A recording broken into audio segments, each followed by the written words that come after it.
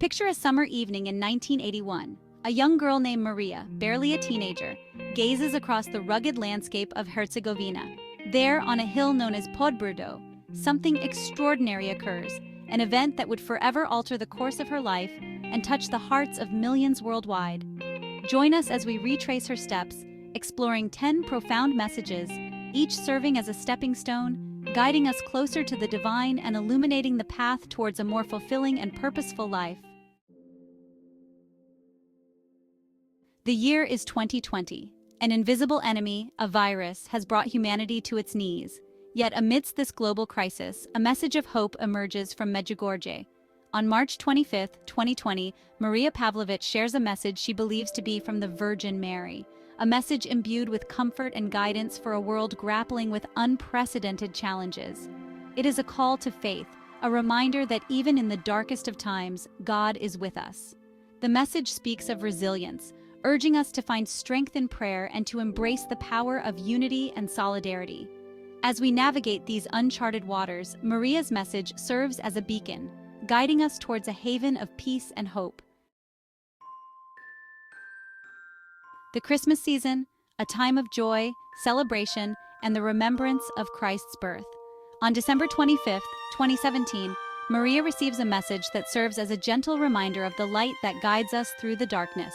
It speaks of Jesus, the light of the world, and the importance of carrying his light within our hearts.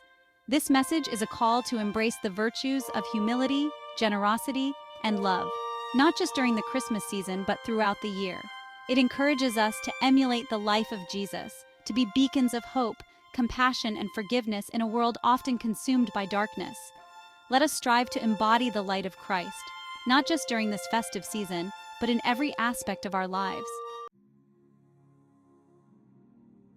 The year is 2010, a year marked by significant events and challenges.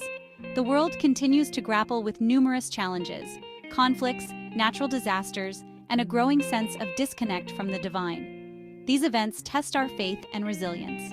On June 25, 2010, the anniversary of the first reported apparition, Marija shares a profound message that emphasizes the importance of our role as Christians in the world. This message resonates deeply with the faithful. It is a call to action, urging us to move beyond the confines of our churches and homes and to become living testaments to God's love and mercy. We are encouraged to engage actively in our communities. This message reminds us that faith is not a passive pursuit, but an active engagement with the world around us. Our actions should reflect our beliefs. As we reflect on this message, let us ask ourselves, how can we be better witnesses of God's love? How can our daily lives embody the teachings of Christ?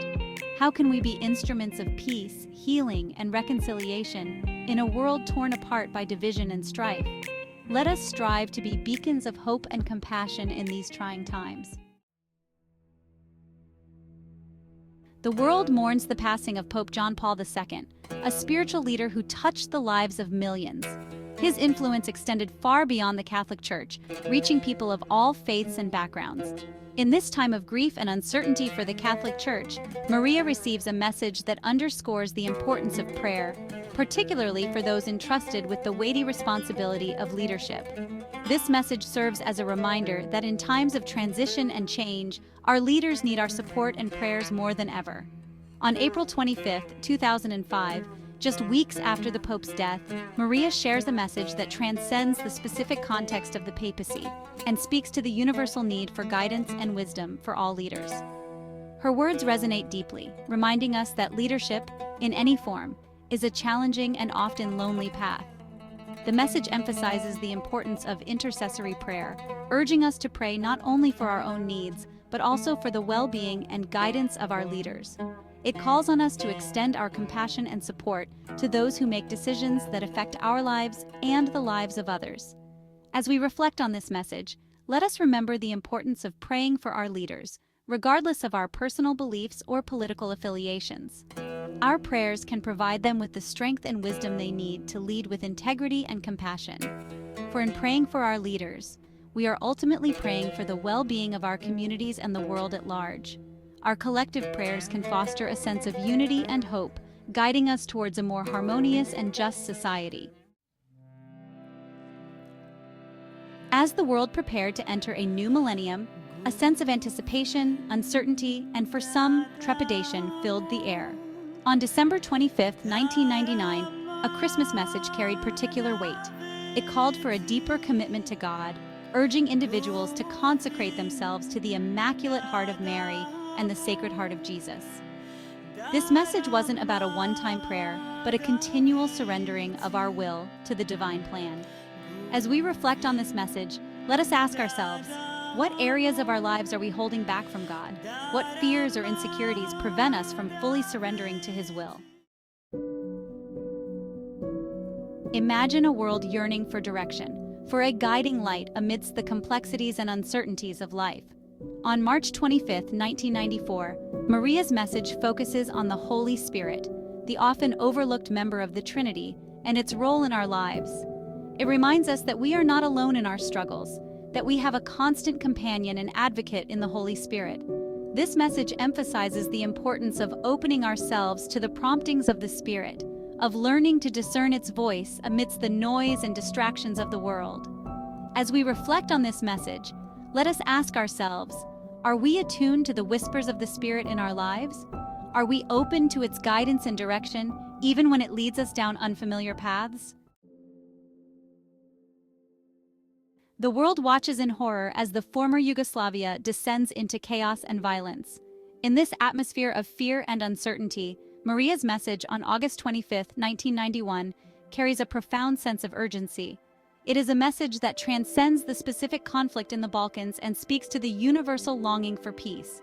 It reminds us that violence begets violence, that hatred only breeds more hatred, and that the only path to true and lasting peace is through dialogue, forgiveness, and reconciliation. This message emphasizes the power of prayer, particularly in times of conflict.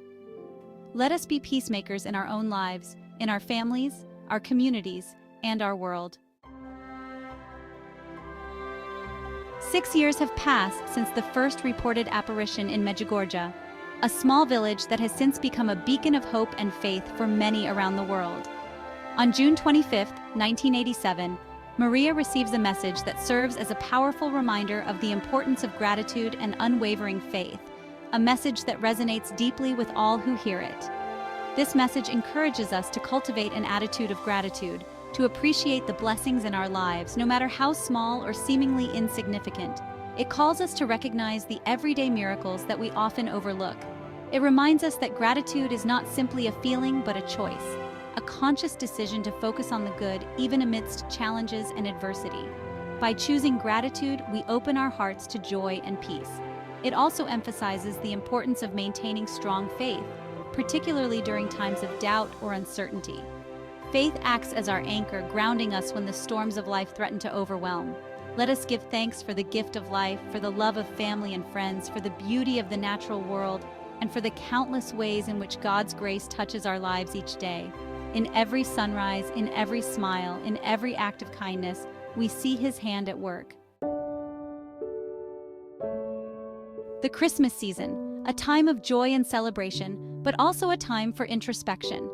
On December 25, 1983, Maria's message speaks about the importance of purity, not just in the physical sense, but in the spiritual sense.